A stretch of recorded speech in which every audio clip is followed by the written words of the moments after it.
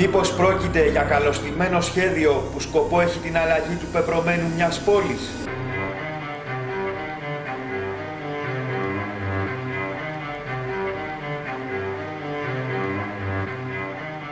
Η ανέγερση του κτηρίου του Υπουργείου Εμπορίου στην πλατεία Κάνικος ξεκίνησε μεταξύ των ετών 1938-1940 βάσει σχεδίων του αρχιτέκτονα Εμμανουήλ Κριεζή και ολοκληρώθηκε μεταπολεμικά, ενώ επακολούθησαν και άλλες επεμβάσεις στη δεκαετία του 1970 με τροποποιήσεις και προσθήκες ορόφων.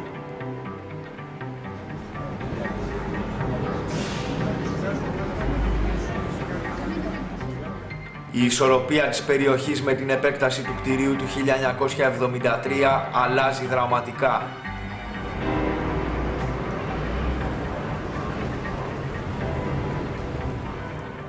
Κάθε όροφος είχε 90 γραφεία, σεβόμενος αρχικά την Ενεάδα, η οποία από τους αριθμοσοφιστές αποκαλείται η απαλλαγή από τη διαμάχη, όπως και τελεσφόρος, γιατί το έμβριο τρέφεται 9 μήνες από τη μητέρα.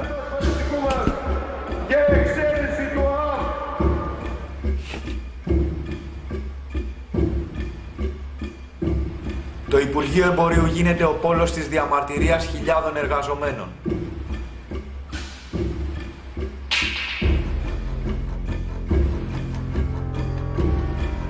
Στα τελικά 430 γραφεία του κτηρίου εργάζονται καθημερινά 1.260 υπάλληλοι. Στα 270 αρχικά γραφεία, το 1973, το σημαντικότερο ίσως έτος στη νεότερη ιστορία της Ελλάδας, προσθέθηκαν άλλα 160. Σύνολο 270 συν 160 ίσον 430. Το 9, 270 ίσον 2 συν 7 ίσον 9 ίσον θέση, έγινε 7. 430 ίσον 4 συν 3 ίσον 7 ίσον κρίση. Στις 23 Δεκάτου 1975 ίσον 30 ίσον 3 ξεκινά και τη δράση της η 17 Νοέμβρη. 17 Νοέμβρη ίσον 691 ίσον 6 συν 9 συν 1 ίσον 16 ίσον 1 συν 6 ίσον 7 ίσον η σκοτεινή ιδέα ίσον κράτος ίσον ιστορία ίσον ακατάλληλος ίσον κάστρο ίσον άριστη. Κάθετος λεξάριθμος 6.249 ίσον ένας λόγος για να ζεις. Η δράση της ξεκινά με τη δολοφονία του σταθμάρχη της CIA Richard Wells ίσον 1769 ίσον 1 συν 7 συν 6 συν 9 ίσον 23 ίσον 2 συν 3 ίσον 5 ίσον τον κάλεσε ο Θεός. Η δράση της τελειώνει στις 8 εκ του 2000 ίσον 16 ίσον 7 με τη δολοφονία του Στίβεν Σόντερς ίσον 1492 ίσον 1 συν 4 συν 9 συν 2 ίσον 16 ίσον 1 συν 6 ίσον 7 ίσον πολύ ωραία. Κάθετος λεξάριθμος 5433 ίσον εγώ και εσείς ίσον ο θάνατος είναι.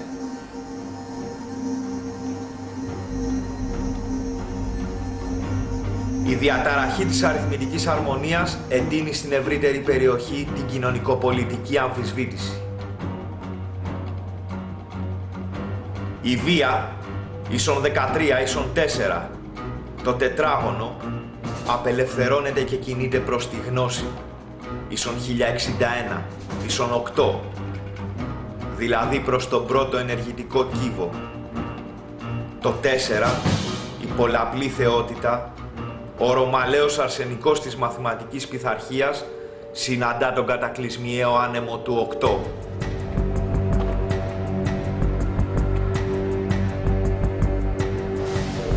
Το πυρετώδες ισοσκελές, η αρχή των σχημάτων, έρχεται τέλος να ορίσει τις 3 σταγόνες της σχολής του ξύφους του θανάτου.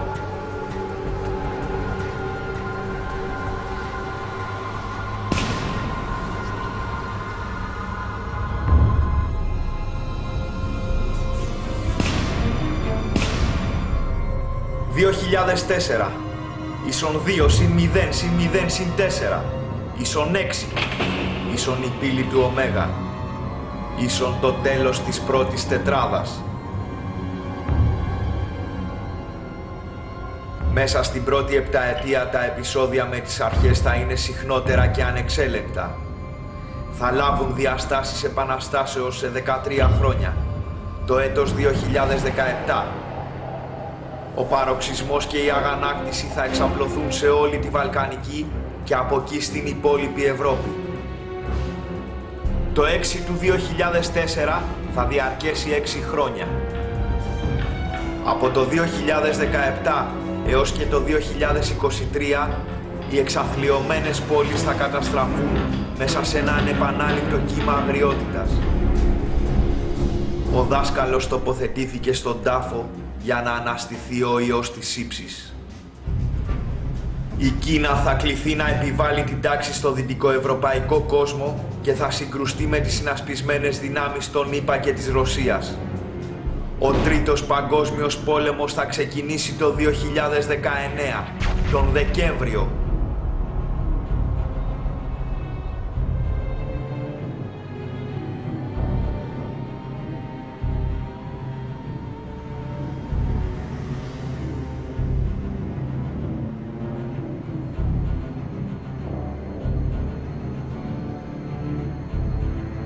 Το 5 εξέλιπε και μαζί του η ψυχή του κόσμου. Η πέμπτη μορφή της φύσης, ο σκοπός και η οδός της αναγέννησης όλων.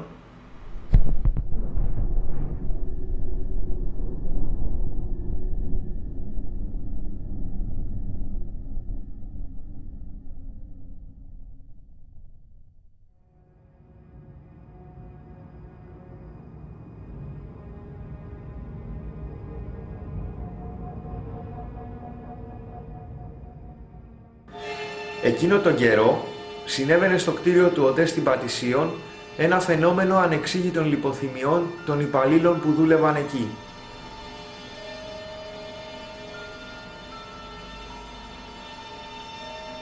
Αν και είχαν φέρει δεκάδες επιστήμονες από το εξωτερικό, κανείς δεν μπορούσε να βρει το αίτιο της ακτινοβολίας που προκαλούσε τα ατυχήματα.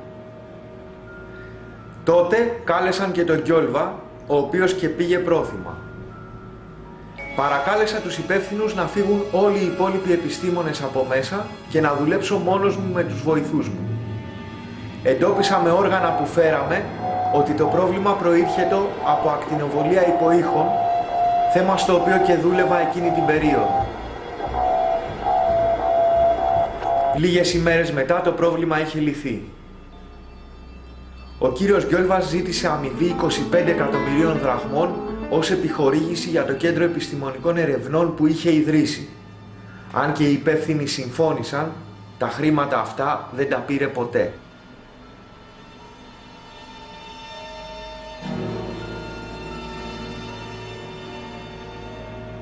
Το κτίριο του ΟΤΕ κατασκευαστικά πέρασε από 3 φάσεις. Η κάθε φάση είναι συνυφασμένη χρονικά με τις τεχνολογικές τομές των τηλεπικοινωνιών. Οι λέξεις ασφάλεια, διασφάλιση, προστασία, προάσπιση αποτελούν πλέον την αναγκαία αριθμιστική εποδό αναφορικά με την τεχνολογία, την επικοινωνία, τη μετάδοση δεδομένων.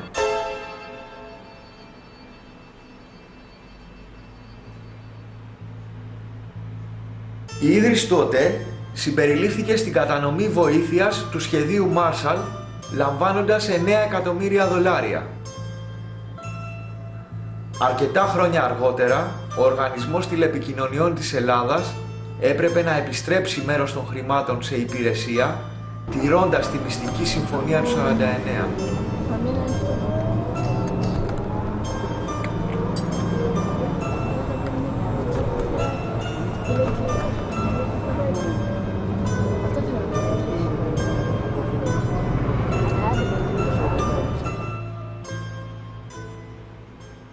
Η κβαντική αλληλεπίδραση μεταξύ φορτισμένων σωματιδίων και του ηλεκτρομαγνητικού πεδίου επιφέρουν τη χαοτική συμπεριφορά ηλεκτρικών-ηλεκτρονικών συστημάτων του εγκεφάλου. Οι πιο έκδηλες διαταραχές που προκαλούνται από την έκθεση στα ηλεκτρομαγνητικά πεδία είναι οι αλλαγές των εσωτερικών βιολογικών ρυθμών. Έχει αποδειχθεί ότι προκαλούνται αλλαγές του κυρκάδιου ρυθμού στα θηλαστικά, οι οποίες μπορούν να εξηγήσουν τις διαταραχές της συμπεριφοράς και της δραστηριότητας που εμφανίζονται σε πειραματόζωα και ανθρώπους που ζουν μέσα σε ηλεκτρομαγνητικά πεδία. Άτομα, κατά την παραμονή τους σε ηλεκτρομαγνητικά πεδία, προσλαμβάνουν διάφορους ήχους ή έχουν βοή στα αυτιά, πιστεύουν ότι ακούν επαναλαμβανόμενες λέξεις ή φράσεις, συμπτώματα συγγενικά της παράνοιας, κύρια αίτια για ξεσπάσματα βίας και ρατσισμού.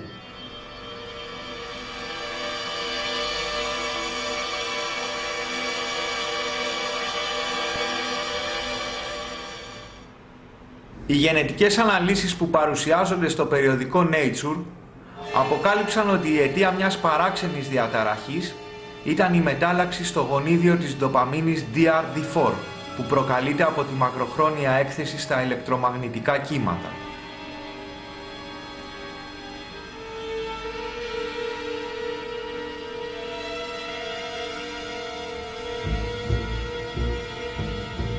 Το γονίδιο αυτό κωδικοποιεί μια πρωτεΐνη που βρίσκεται στα νευρικά κύτταρα και λειτουργεί ως κανάλι διέλευσης για τα ιόντα νατρίου. Όταν η πρωτεΐνη ενεργοποιηθεί, δημιουργείται ένα ηλεκτρικό σήμα που μετακινείται κατά μήκος των νευρικών ινών. Χωρίς το συγκεκριμένο κανάλι νατρίου, ο εγκέφαλος δεν δέχεται τα ερεθίσματα της επικοινωνίας στον τομέα της οικονομικής συναλλαγής, απομακρύνοντάς τον από τις συνθήκες που γεννούν την οικονομική ευμάρεια. Διαφορετικές μεταλλάξεις του γονιδίου της ντοπαμίνης DRD4 φαίνεται ότι σχετίζονται και με άλλες διαταραχές στην αίσθηση επιχειρηματικότητας.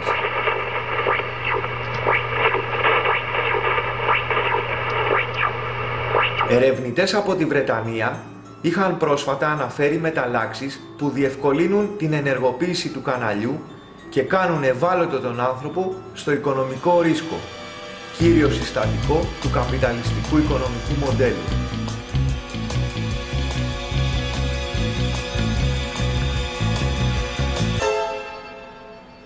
Οι ερευνητές του Πανεπιστημίου Northwestern του Σικάγο διαπίστωσαν την ύπαρξη στενών δεσμών μεταξύ των δύο γονιδίων και της ικανότητας των ανθρώπων να ρισκάρουν χρήματα.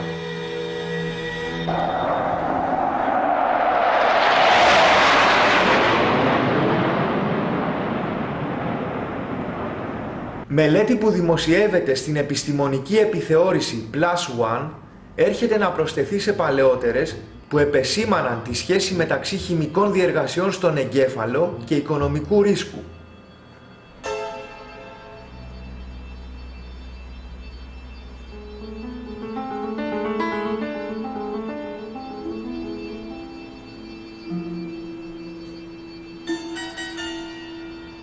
Σε πρόσφατη έρευνά μας προσκαλέσαμε 60 εθελοντές από την ευρύτερη περιοχή της πλατείας Βικτωρίας, στους οποίους δώσαμε ένα συγκεκριμένο χρηματικό ποσό για επένδυση. Είχαν τη δυνατότητα να μοιράσουν το ποσό και να επενδύσουν σε μια επισφαλή τοποθέτηση και σε μια σίγουρη, όπως σε έναν αποταμιευτικό λογαριασμό. Οι εθελοντές πρόσφεραν επίσης δείγμα γενετικού τους υλικού για τεστ DNA. Περίπου το 1 τρίτο των εθελοντών εμφάνιζε το γονίδιο του ρίσκου, ενώ 1 τρίτο εμφάνιζε το γονίδιο του άγχους.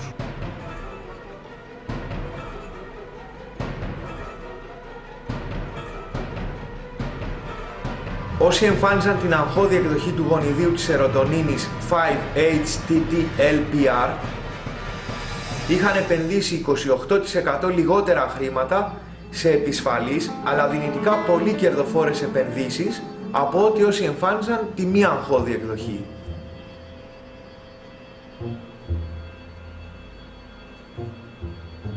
Οι τελευταίες έρευνες θα οδηγήσουν σε μια νέα διαχείριση των ακτινοβολιών που θα στοχεύει στην άμεση ενεργοποίηση του DRD4 με σκοπό την καταπολέμηση της οικονομικής κρίσης.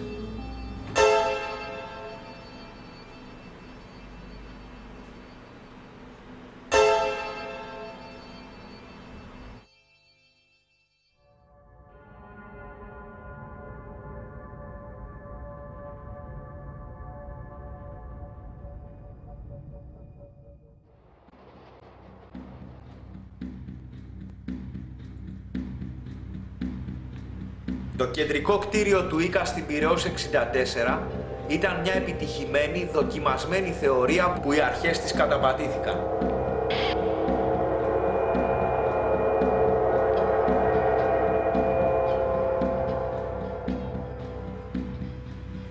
Η περιοχή καταλήφθηκε από Ασιάτες γιατί διέθετε όλες τις ευνοϊκές προϋποθέσεις για να αναπτυχθεί.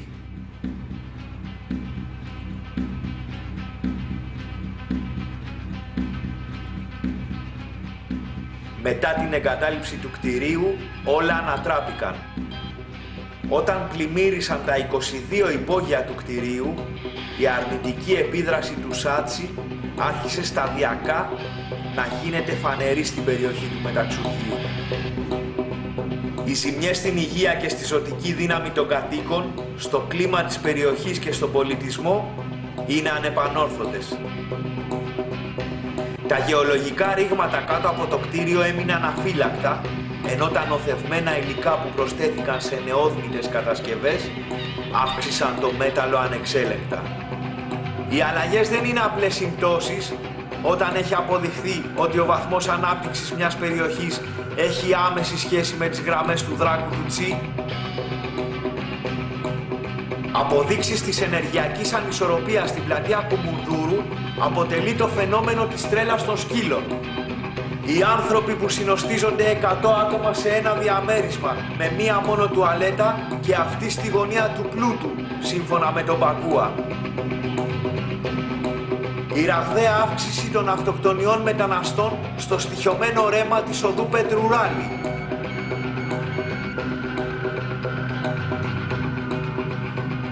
Ενώ σύμφωνα με πρόσφατη έρευνα, η είσοδος των Κινέζων που ανήκουν στην οργάνωση Falun Gong έχει αυξηθεί κατά 75% από το έτος 2000.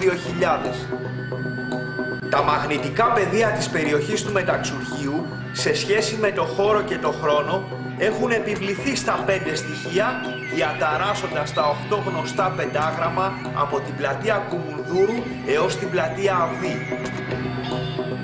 Η ιερή γεωγραφία και εσωτερική συνέβρεση του άξονα της Ευρυπίδου Επικούρου ήταν ο ακρογωνιαίος λίθος πριν η ενότητα διασπαστεί. Το ξύλο τρώει το νερό και το μέταλλο τη φωτιά. Ο καταστροφικός κύκλος έχει αρχίσει. Κεν του Ιτσιεν, Λι Καν Κουν Τσιεν, Κουν Καν Τσεν Τσεν Σουν, από το 1931 έως το 1984. Καν Κεν Κουν Τσιεν, του Ηλι Τσιεν Τσιεν Κεν. Το κτίριο δεν είναι ευθειογενές. Εμφανίζει μια ελαφριά κλίση, παρουσιάζοντας και μια κυρτότητα στην ένταση. Μία από τις 4 γωνίες του κτηρίου είναι ψηλότερη, ενώ η διαγωνίως απέναντί της είναι χαμηλότερη από τις υπόλοιπες 3 του οικοδομήματος. Το σύνολο αυτών των εντάσεων κάνει το κτίριο να παίζει ένα ρόλο κατόπτου. Να διαχέει στον περιβάλλοντα χώρο τη θετική ενέργεια της γης που προκύπτει από τη διασταύρωση των μαγνητικών γραμμών επάνω στις οποίες είναι κατασκευασμένο, ώστε να λειτουργεί και ως κατανεμητής της έντονης ενεργειακής ακτινοβολίας. Η είσοδος του κτηρίου βρίσκεται στο πάνω μέρος του τριγώνου και καταλήγει σε μια τσιμεντένια κολόνα. Και αυτό δεν φαίνεται να έχει γίνει μόνο για διακοσμητικούς λόγους. Στο κάτω μέρος θα δείτε μια τετράγωνη κατασκευή σε πολύ ιδιαίτερη θέση, ώστε να πρέπει να χρησιμοποιηθεί μια σκάλα. Μερικές τουλάχιστον από τις πέτρες που έχουν ενσωματωθεί σε αυτό το σημείο προέρχονται από το δεύτερο ναό του Σολομώντα.